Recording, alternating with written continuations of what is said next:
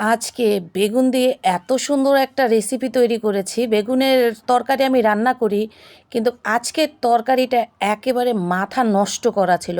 এত পরিমাণে মজা হয়েছিল, মানে আমি তো খেয়ে ফিদা হয়ে গেছি। শুধু আমি না, সবাই।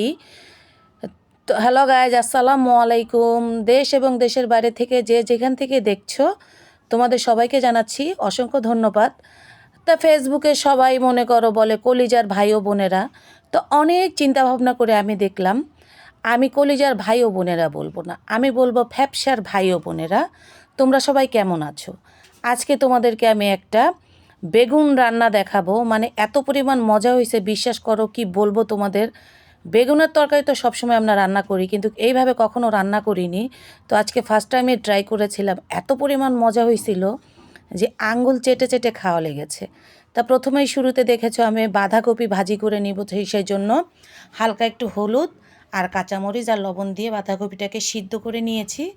এখন একটু জিরা আর পেঁয়াজ কুচি দিয়ে ভাজিটাকে সুন্দর করে ভাজা ভাজা করে নামিয়ে নিব। বাঁধাকপি ভাজি সবাই দেখাতে পারে, এটা শেখার মতো কিছুই নাই। হলুদটা একটু কম, এত অল্প হলুদ দিয়েছি, তারপরও দেখো কি পরিমাণে কালার এসেছে হলুদের। মানে বাঁধাকপি ভাজিটা এরকমই যে হালকা হলুদ দিলেও একেবারে বেশি হলুদ হয়ে যায়। যাই হোক, বাঁধাকপি ভাজি করলাম। তা ধনেপাতা যখন এখন সস্তা, তখন একটু ধনেপাতাও দিয়ে দিলাম। বাঁধাকপি ভাজিটাও কিন্তু খুবই মজা হয়েছিল। তো ভাজিটাকে আমি ভাজা ভাজা করে নামিয়ে নিব। নামিয়ে নিয়ে আমার ইলিশ মাছ রান্না করার জন্য, বেগুন দিয়ে ইলিশ মাছ রান্না করার জন্য আমার একটা ছড়ানো প্যান লাগবে, আর তেলটা একটু বেশি লাগবে। তো আমি ছড়ানো প্যানের ভিতরে তেল দিয়ে পেঁয়াজটা দিয়ে ফার্স্টে একটু ভাজা ভাজা করে নিলাম। ভাজা ভাজা করে নেওয়ার পরে, এত বেশি কিন্তু উপকরণ না, একদম অল্প কিছু উপকরণেই কিন্তু এই তরকারিটা এত পরিমাণে মজা লাগবে যে আমি কি বলবো। মানে এটা একটু অন্য স্টাইল। যাই হোক, আমি এখানে একটু রসুন বাটা দিয়ে দিলাম, যেহেতু মনে করো বেগুন রান্না করব, বেগুন রান্না করতে গেলে একটু রসুন বাটা অবশ্যই লাগবে। এটা লাগবে, মাস্ট বি লাগবেই।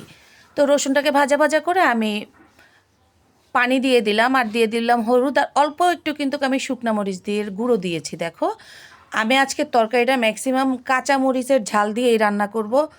জাস্ট একটু শুকনো মরিচ দিয়েছি, গুঁড়ো দিয়েছি কেন, একটু কালারটার জন্য। তো এখন দেখো আমি ইলিশ মাছগুলো দিয়ে সুন্দর করে কষিয়ে নিব। আমার মাছগুলো ছোট ছিল, তাই এত পরিমাণে মজা হয়েছে তরকারি। আর যদি মাছগুলো বড় হতো তাহলে মনে হয় আরও অসম্ভব পরিমাণে মজা হতো। যাই হোক, আমি লবণ দিয়ে কাঁচামরিচ বেশি করে দিয়ে হলো গিয়ে আমি মাছটাকে কষিয়ে নিব। এবার দিয়ে দিব পরিমাণ মতো পানি। পানিটা দিয়ে দিলাম, দেখো আমি কিন্তু বেশি পরিমাণে পানি দিয়ে দিয়েছি। পানি দিয়ে আবার কয়টা কাঁচামরিচ দিয়ে কিন্তু এখন আমি এটাকে ঢেকে উতলানো পর্যন্ত অপেক্ষা করব। দেখো উতলে গেছে। এখন আমি দিয়ে দিব জিরার গুঁড়াটা। জিরার গুঁড়া দিয়ে বেগুন দিয়ে দিব। সবাই মাছ কষিয়ে উঠিয়ে রাখে, আর আমি আজকে আর মাছ কষিয়ে উঠিয়ে রাখবো না, মাছের উপরেই আমি বেগুনগুলো দিয়ে দিব। আর জিরা গুঁড়াটাও কিন্তু দিয়ে দিয়েছি। আর বেগুনগুলো কিন্তু আমি আজকে খোসাটা ছাড়িয়ে নিয়েছি, ছিলে নিয়েছি আর কি। বেগুনের খোসাটা কিন্তু অনেক মোটা থাকে এখন, সেই জন্য আমি বেগুনের খোসাটাকে কিন্তু ছাড়িয়ে নিয়েছি। দেখো অটোমেটিকলি মনে করো এই যে বেগুনগুলো সিদ্ধ হয়ে যাবে। আর কাঁচামরিচের তরকারি কিন্তু, বেগুনের তরকারিটা কিন্তু অসম্ভব পরিমাণে জোস লাগে। তা দেখতেই পাচ্ছ, এমনভাবে নাড়তে হবে মনে করো যেন নিচে দিয়ে না লেগে যায়। আমি এখন আবার একটু জিরার গুঁড়া দিয়ে দিয়েছি, কারণ বেগুন তখন তো অল্প একটু দিয়েছিলাম, এখন দিয়েছি। আর এটার ভিতরে মাস্ট বি জিরার গুঁড়াটা লাগবেই। টেলে নেওয়া জিরার গুঁড়া, তোমরা টেলে নেওয়া বলো, রোস্ট করা বলো, জিরার গুঁড়া দিয়ে এখন আমি ধনেপাতা দিয়ে দিলাম। দেখো তো কেমন হয়েছে আমার বেগুন রান্নাটা অবশ্যই বলো। অবশ্য আমি খেয়ে দেখেছি, আর রান্না করেছিলাম সিম পাতুরি। এই সিম পাতুরিটা রুটি দিয়ে খেতে যে কী পরিমাণে মজা লাগে, ভাত দিয়ে রুটি দিয়ে ঠান্ডা হলে। তা কালারটা দেখো, জাস্ট ওয়াও। যদি ভালো লাগে অবশ্যই লাইক কমেন্ট শেয়ার করবে, আর রান্নাটা কেমন হয়েছে সেটা অবশ্যই বলবে। আর তোমাদের কাছে আমার অনুরোধ থাকবে, তোমরা একবার হলে ওইভাবে বেগুন রান্না করে খেয়ে দেখবে।